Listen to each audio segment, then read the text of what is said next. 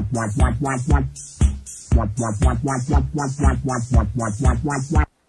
je suis pas content, il y a le Front National qui progresse. Ouais, le Front National. Désormais, la question n'est plus taboue chez les politiques. Est-ce qu'aujourd'hui vous considérez tout simplement que Marine Le Pen peut remporter l'élection présidentielle? Je pense que ce serait bien présomptueux de dire le contraire. Beaucoup m'interrogent de mes partenaires étrangers, mais est-ce qu'il y a un risque que le Front National puisse gagner les élections en France? On n'est jamais à l'abri d'une catastrophe. Moi, je vais vous dire ce que j'en pense. Je pense qu'en réalité, Le Pen ne fera qu'une bouchée de Macron. Malgré les affaires qui touchent le Front National, la tendance dans les sondages est de plus en plus nette. En cas de second tour face à Emmanuel Macron, l'écart se resserre depuis 2 semaines.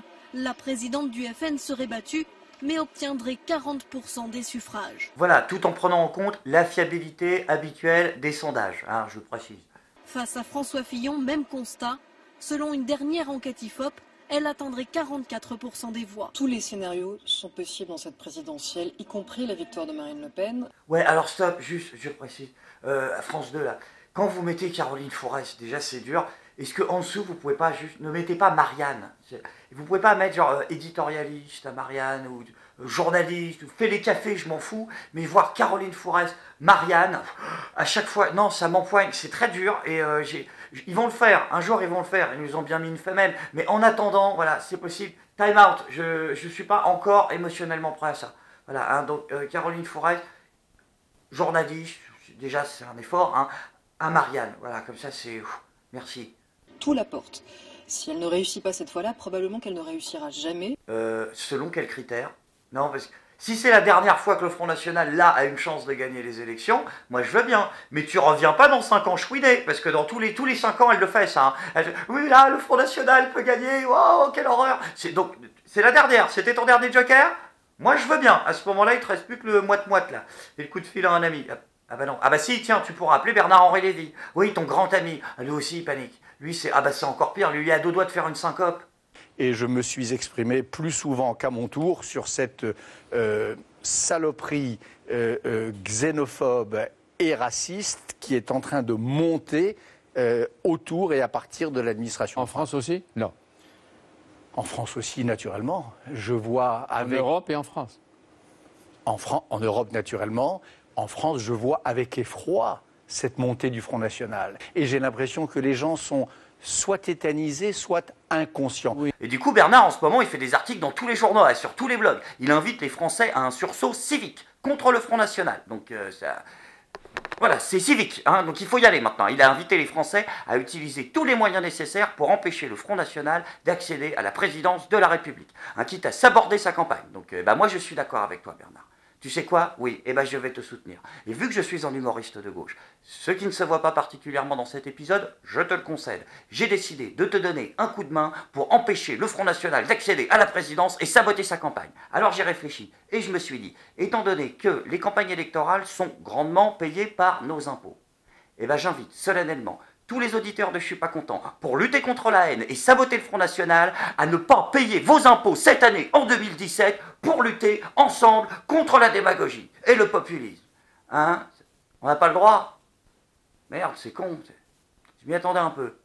Après, cette vidéo n'a pas pour but de défendre les idées du Front National. Je précise parce qu'on est en période électorale et qu'en ce moment, tout le monde voit un peu ce qu'il veut dans mes vidéos. Hein, ça, vous avez un cerveau, vous mettez votre bulletin dans l'urne que vous voulez, vous appuyez sur le bouton que vous voulez, ou vous allez à la pêche le dimanche. Moi, je fais plutôt partie de cette équipe-là. Et chacun fait ce qu'il veut, ça ne me regarde pas. Mais d'un autre côté, on peut quand même reconnaître qu'il y a un traitement médiatique particulier du Front National.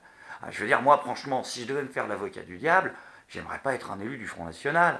Avec à chaque fois tes propos qui sont déformés, recités dans la presse, t'es stigmatisé, pris à partie, surveillé, mis sur écoute pour certains. Hein? Gilbert Collard, ouais, il est directement mis sur écoute par l'Élysée, lui, par exemple. Ah oui, il a les preuves. Question du cabinet noir. Oui, disent les Républicains, non, dit l'État via le biais d'Urvoas. Mais après, il y a une réflexion qu'on peut avoir comme avocat, c'est de considérer que l'appareil d'État dans son ensemble a toujours servi ses maîtres globalement. Donc, est-ce que ceux qui dérangent en ce moment sont sur écoute, comme l'a été à un moment Nicolas Sarkozy? Est-ce que vous me donnez une minute? Oui. Bon, moi, je suis sur écoute, je le sais, parce que mon téléphone, de temps en temps, se déclenche tout seul et me dit, c'est incroyable. Mais vrai, répétez ce que vous venez de dire. Bon. Hein? Non, allô, Gilbert?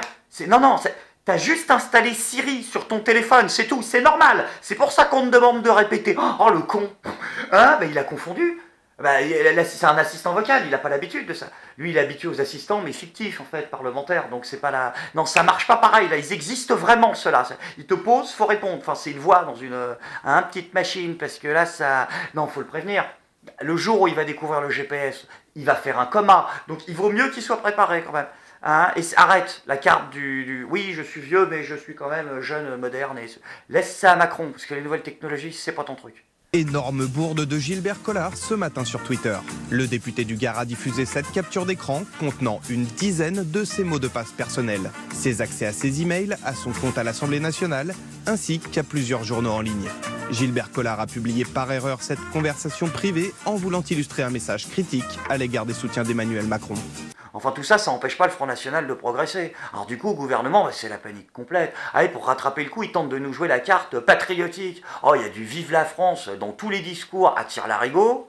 Vive la France, vive la République et vive Euro Disney.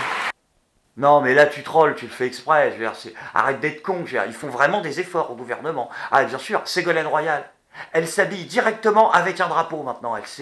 Arrête, Ségo, c'est trop. Là, ça ne sert plus à rien. Hein. Tirez-vous, franchement. Fais mine basse. Tenue camouflage réglementaire, essaye de te tirer. Parce que là, c'est terminé, d'accord? Il y a des nouvelles élections qui arrivent. Hein, nous, Français, on va se prendre un nouveau destin en main. Voilà, qu'on va choisir. Enfin, un nouveau destin en main. Hein, on va se prendre une carotte dans le cul. T'as bien compris, citoyen, que ta seule marge de manœuvre cette année, c'était... On peut l'avoir râpée, au moins, la carotte, s'il vous plaît, parce que, voilà, c'est tout, t'as le droit à rien d'autre. Hein. Mais au PS, je suis désolé, c'est gros, tout le monde se casse. En Conseil des ministres ce matin, François Hollande demande en tout cas au gouvernement de garder une certaine retenue, comme le confirme son porte-parole. Au gouvernement, il y a des gens issus de partis différents. Ça doit rester, certes, un lieu où il y a des débats, mais ça doit rester un lieu de cohésion, parce que jusqu'au bout, on doit être présent pour les Français. Voilà, traduction, il reste 3 socialistes dans la boutique. Hein, puis la boutique, c'est plus Fauchon. Ah non, là, c'est Monoprix, carrément. Non, mais c'est vraiment Monoprix. Ah bah parce que, regarde, les affiches de campagne de Benoît Hamon, voilà, ça, là, bah c'est la police d'écriture de Monoprix. C'est ce qu'il y a sur les boîtes de cassoulet, tout simplement. Ah non, mais ils assument le réel, là. Pour le coup, félicitations. Le Parti Socialiste, aujourd'hui, c'est une typo pour des boîtes de cassoulet. Avant, on avait la gauche caviar et la droite cassoulet. Et bien maintenant, c'est la gauche caviar cassoulet. Ils ont piqué le cassoulet aux mecs de droite. De toute façon, vu qu'ils ont piqué toutes les idées de la droite, ils pouvaient leur piquer le cassoulet. Hein. Ils n'étaient plus à ça près. Alors, il y a les logos qui s'en sortent un peu mieux. Ouais, ils arrivent à se faire une deuxième jeunesse. Là, le logo du Parti Socialiste, si, c'est porté par les hipsters. Ouais, à New York. Voilà, c'est une marque de t-shirt maintenant, le Parti Socialiste. C'est vraiment la fin, là. C'est déstockage massif. Hein. Et du coup, pour choisir ce nouveau destin auquel on a le droit et qui va durer 5 ans, on va avoir également le droit à un nouveau débat pour bien choisir. Ah bah oui, c'est important, avec tous les candidats cette fois-ci. Ouais, ils ont organisé ça, le service public, ils ont compris qu'ils avaient un peu déconné avec la démocratie, donc ils ont dit on va faire un nouveau débat. À 3 jours du vote. Par contre, c'est un foutage de gueule comme d'habitude, mais comme dirait l'autre, l'important c'est de participer. Hein, et il y aura tout le monde cette fois-ci. Donc quoi? Comment ça, il n'y aura pas tout le monde? Macron et Mélenchon, ils ont dit non? Ah bah elle est belle la démocratie. Macron, je peux comprendre. C'est vrai que la dernière fois qu'il s'est pointé à un débat, c'était tellement une fessée déculottée que et même sa prof, enfin sa femme, elle lui a jamais mis ça au collège ou au lycée, c'est foutu. Ah non, il a dû dépenser la moitié du budget promo pour que le lendemain BFM TV crie sur toutes les ondes qu'il c'est un génie, qu'il a 175 de QI et qu'il a pété tout le monde. Mais l'autre, il va pas lâcher la moitié du budget promo à chaque fois. Hein, donc en plus, il a pas d'argent, Emmanuel Macron. Donc, avec le niveau de vie qu'il a, payer des campagnes comme ça, de quoi? Ah, t'es pas au courant? Si, parce que les élus, là, ils ont publié leur déclaration de patrimoine. Ouais, pour les élections présidentielles, c'est obligatoire. Et là, Emmanuel Macron, il est avant-dernier. Tout à fait. Ouais. C'est-à-dire qu'il essaie de nous faire croire qu'il a moins de pognon que Nathalie Arthaud. Je te jure, en même temps, c'est pas compliqué, parce qu'il déclare ni voiture, ni maison, par exemple. Oui, il est SDF, Emmanuel Macron. Il n'a pas de voiture, il n'a pas de maison. Tu le savais pas? Et ben pourtant, tu vois, tu sais quoi? Et ben il continue tous les matins à porter un petit costume, hein, pas des bleus de travail comme ceux des ouvriers, pour pouvoir avoir l'air présentable, alors que le soir, il dort sur un banc.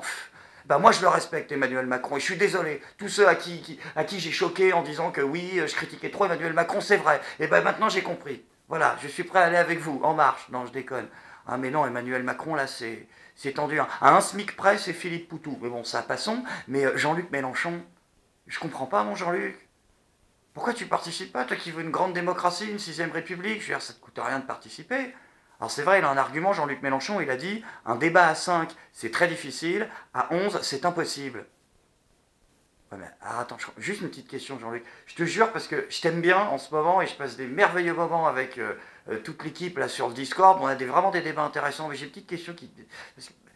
c'est pas toi qui nous disais encore la semaine dernière, oui, non mais il faut pas sortir de l'Europe comme des bourrins, c'est de la démagogie, il faut faire des accords biais machin, il y a une marge de débat, une marge de dialogue, tu nous as dit. Ouais, mais si le débat à 11 c'est impossible, comment tu vas faire à 28 hein? Je dis ça, je dis rien, mais c'est juste parce que... Hein?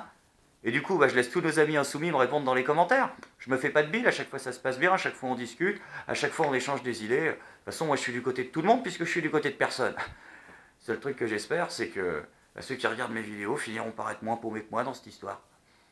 Tu es pas content?